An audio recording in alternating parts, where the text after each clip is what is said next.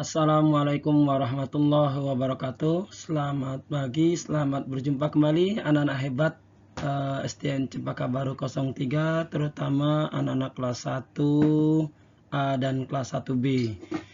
Baik anak-anak sekalian, mohon maaf sebelumnya. Untuk pelajaran kali ini khusus bidang studi pendidikan agama Islam dan budi pekerti, kita belajar secara mandiri daring atau juga bisa disebut dengan pelajaran PJJ, pelajaran jarak jauh. Kenapa anak sekalian kita mengadakan pelajaran jarak jauh?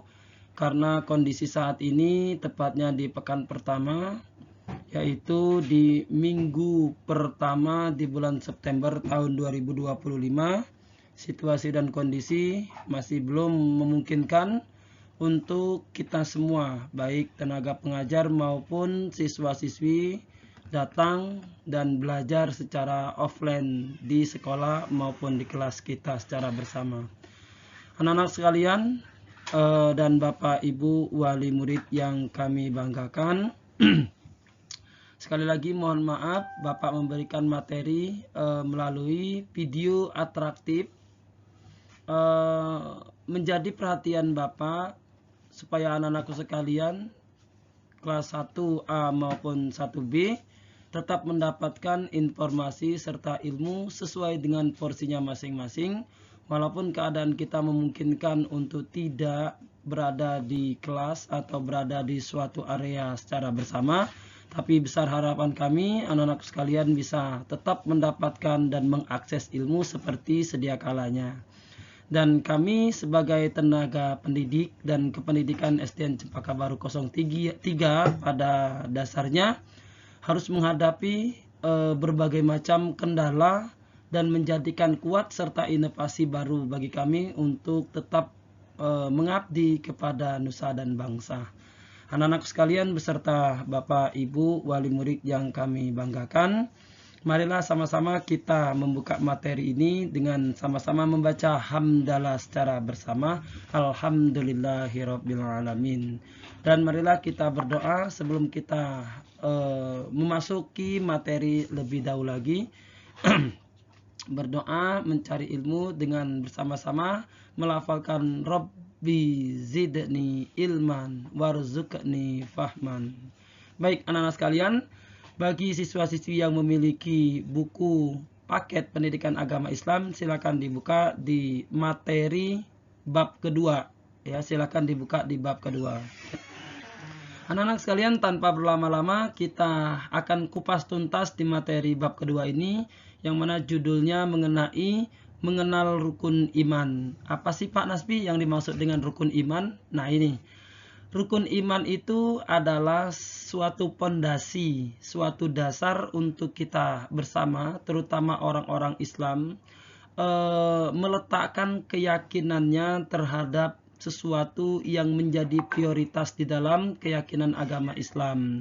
Di mana dalam agama Islam ini dikenal dengan rukun iman dan rukun Islam.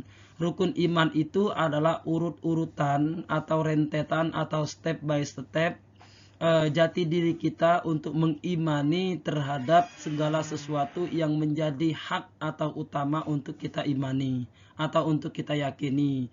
Seperti sebagaimana kita meyakini bahwasanya Allah Subhanahu wa taala adalah Tuhan yang mengatur, menciptakan, memberi segala sesuatu nikmat yang ada di muka bumi.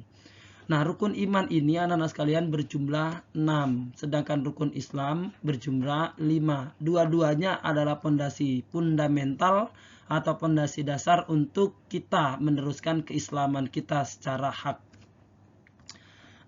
Baik, kita lanjut saja.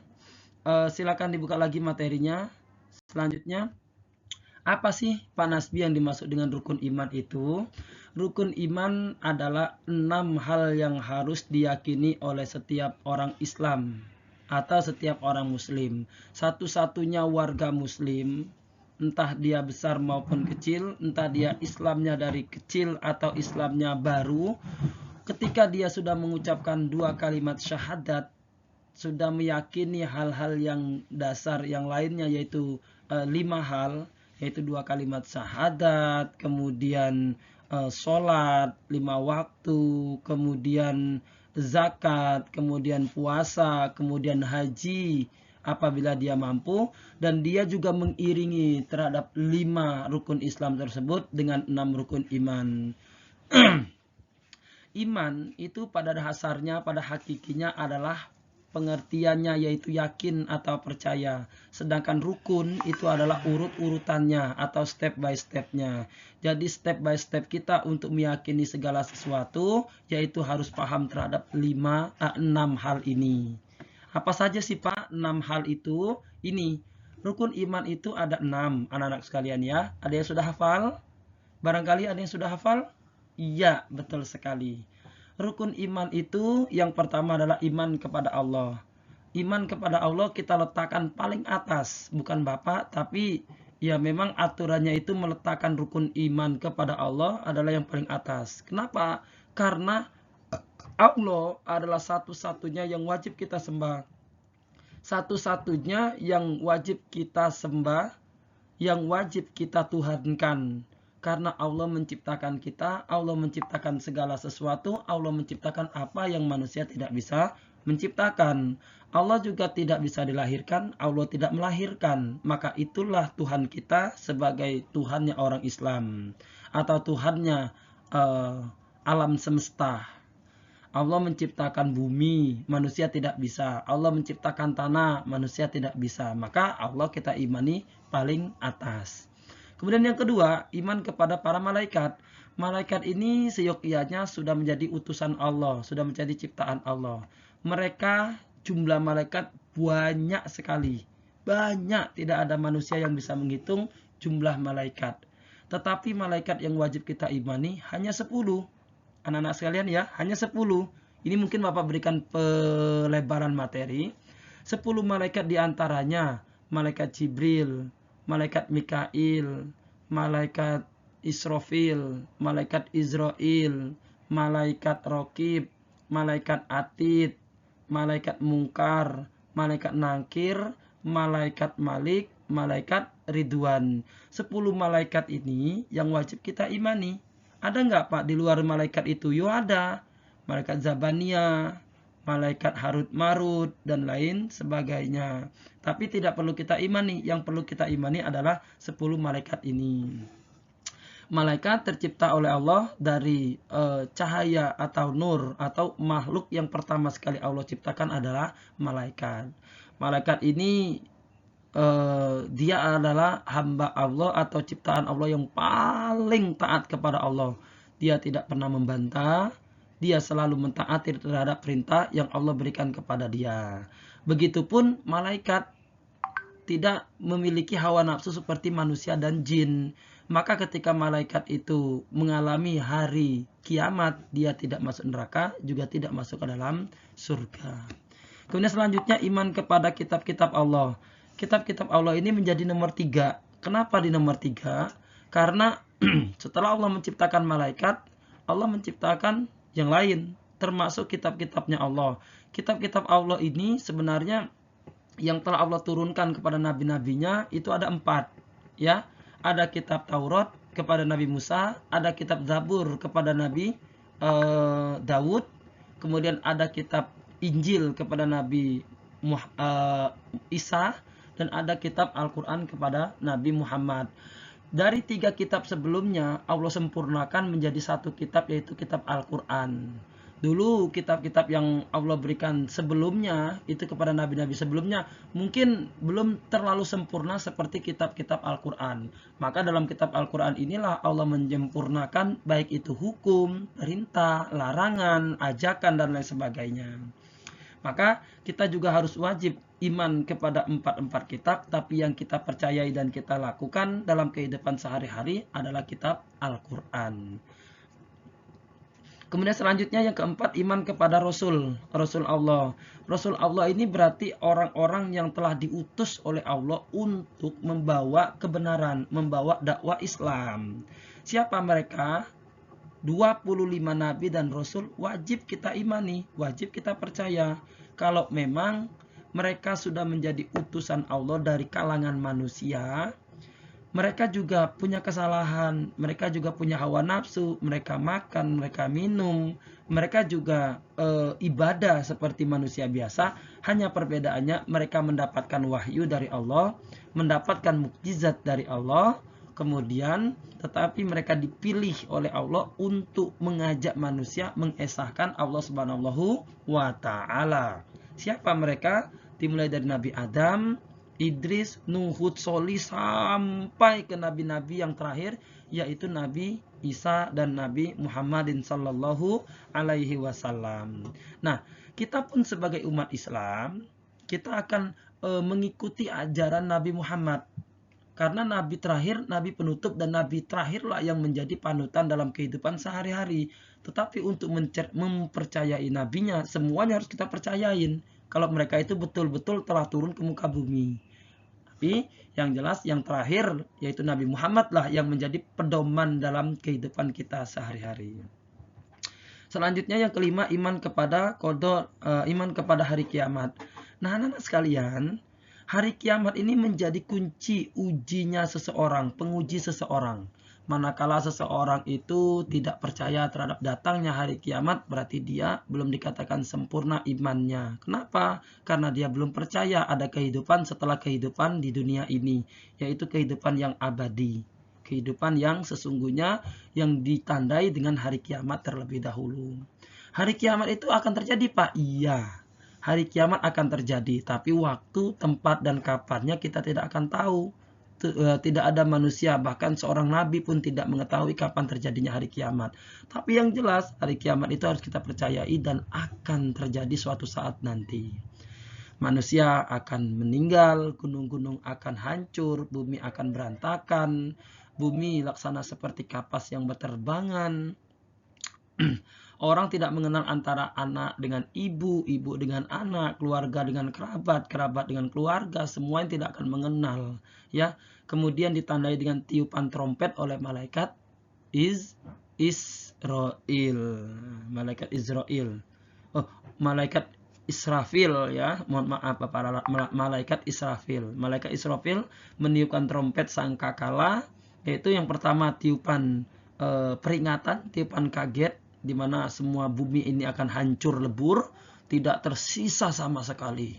Kemudian yang kedua, tiupan kematian. Semua makhluk yang ada di dunia ini akan mati, akan meninggalkan dunia, akan dihancurkan. Dunia pun akan dibalik oleh Allah dan dijadikan dunia yang panas luar biasa. Kemudian yang ketiga, tiupan trompet yang ketiga, tiupan kebangkitan atau tiupan alam yaumul barzah, tiupan yaumul ba'ats, di mana manusia akan dibangkitkan seperti sebuah kecamba dari kacang-kacangan. Mereka bangkit dalam keadaan polos, kepalanya menunduk, dan juga di tanah yang lapang laksana seperti padang mahsyar. Seperti itu hari kiamat. Nah, kita harus percaya terhadap kedatangan hari kiamat tersebut. Lalu kemudian yang keenam, iman kepada qada dan qadar. Nah, anak-anak sekalian, iman kepada qada dan qadar ini berarti kita mempercayai dan meyakini kalau dalam kehidupan kita itu akan ada yang namanya ketentuan-ketentuan.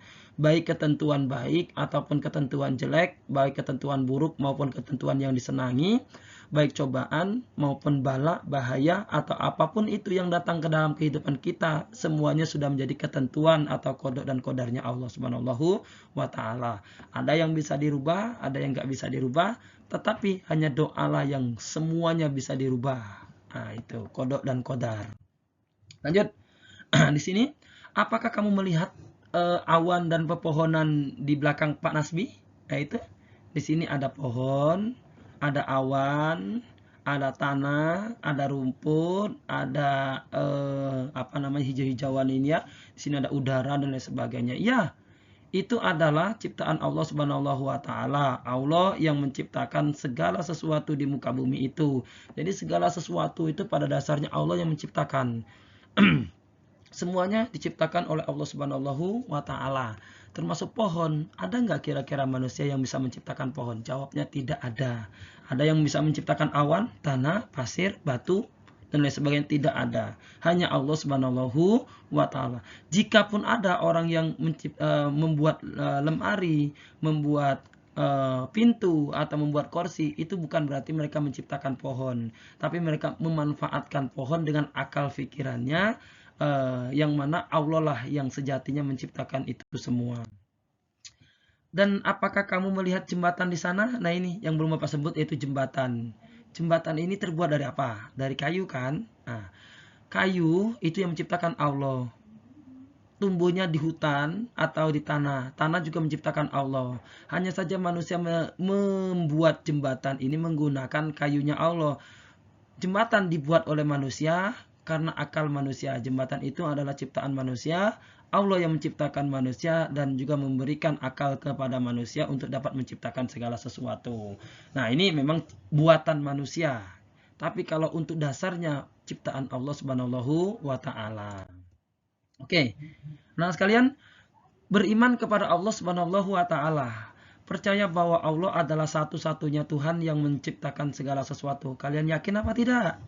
Kalau Allah menciptakan segala, coba kamu lihat di kanan dan kiri kamu. Apa saja yang sudah menjadi ciptaan Allah dan apa yang menjadi buatan manusia. Kalau di sisi Bapak ada sinar lampu. Sinar itu yang menciptakan Allah. Udara yang menciptakan Allah. Kemudian batu yang menciptakan Allah, awan yang menciptakan Allah, air hujan yang menciptakan Allah. Sedangkan manusia ada dispenser, ada laptop, ada pemasak nasi, kosmos, meja, kursi, itu buatan manusia. Termasuk juga HP, juga buatan manusia. Oke. Nah, anak-anak sekalian, kita lihat di sini ada gambar persawahan ya. Kalau kita lihat di atas di sini ada gunung, ada di sini orang-orang sedang membajak sawah, ada tanaman di sawah, ada tanah, ada kupuk-kupuk, ada orang sedang menanam sawah, ada kerbau dan lain sebagainya. Kita lihat ya. Gambar di atas adalah alam yang sangat indah. Allah adalah penciptanya. Allah juga Subhanahu wa taala Tuhan kita. Kita juga beriman kepada Allah Subhanahu wa taala, kita yakin Allah Subhanahu wa taala itu ada. Allah Subhanahu wa taala menciptakan alam semesta. Nah, itu. Jadi yakin anak-anak sekalian, kalau yang melakukan segala sesuatu itu hanyalah Allah Subhanahu wa taala.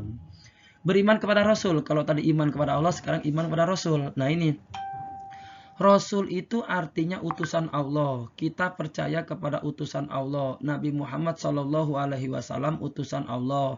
Nabi Muhammad SAW panutan kita dalam kehidupan sehari-hari. Percaya bahwa Allah mengutus Nabi dan juga Rasul untuk menyampaikan wahyunya seperti Nabi Muhammad SAW.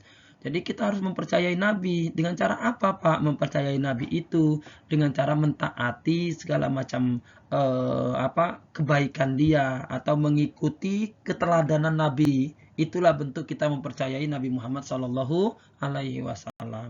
Kenapa? Karena mereka telah menyampaikan wahyu. Wahyu itu adalah firman Allah atau perintah larangan ceritanya Allah yang ditulis dalam Al-Quran. Itu disebut wahyu.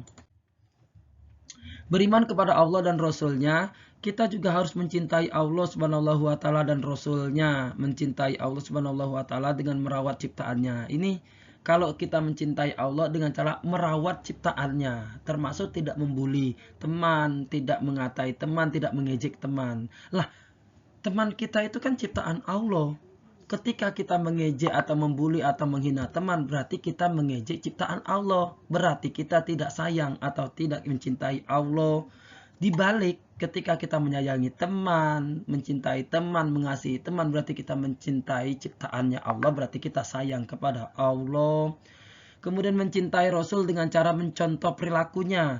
Perilaku baik seperti rajin sholat, rajin sedekah, berkata yang baik, sopan santun, bertutur kata yang baik kepada orang tua, salam saat masuk dan keluar rumah. Ini kan contoh-contoh perilaku Rasul. Kalau kita menerapkan perilaku itu dalam kehidupan sehari-hari kita, berarti kita telah cinta dan sayang kepada Rasul kita. Selanjutnya, beberapa hal yang dikategorikan perbuatan mencintai Allah karena telah menyayangi diri sendiri. Contoh, rajin olahraga. 2 ini rajin olahraga. Dengan adanya olahraga, badan kita sehat, berarti kita merawat diri kita, sedangkan kita ini ada ciptaan Allah, berarti kita cinta kepada Allah.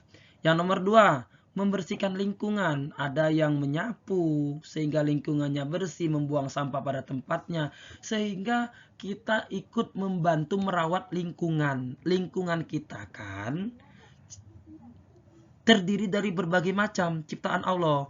Ada hewan, ada tumbuhan, itu kan semua ciptaan Allah. Ketika kita membersihkan lingkungan, udara pun jadi bersih, segar, tidak terjadi kebanjiran, tidak banyak penyakit, berarti kita menghidupkan suasana lingkungan. Banyak orang hidup di sana, akhirnya kita juga mencintai lingkungan kita yang di dalamnya banyak ciptaan Allah, berarti kita sayang kepada Allah. Begitu anak-anak sekalian. Nah, ini hal-hal yang tidak boleh dilakukan karena bertentangan dengan mencintai Allah dan Rasul, yaitu mengejek teman. Teman kan ciptaan Allah. Kalau kita ejek berarti kita tidak sayang kepada Allah, sedangkan teman kita adalah ciptaan Allah. Begitupun juga membuang sampah sembarangan sehingga menyebabkan banjir, akhirnya banyak ciptaan Allah yang rusak. Akhirnya bau sampah, banyak lalat, tumbuh penyakit. Sedangkan ciptaan Allah yang lain tidak mau tinggal di sana, maka kita termasuk tidak sayang kepada Allah. Oke, baik anak-anak sekalian. Ini yang ditunggu-tunggu. Kalau di bab 1 kita ada lagu wajib sholat wajib beserta rakaat. Nah, ya di bab 2 kita punya lagu, yaitu lagu 11 Aku Cinta Allah. Dengan nadanya adalah lagu sayang semua. Kalau di bab 1 itu kan lagu kita seperti ini.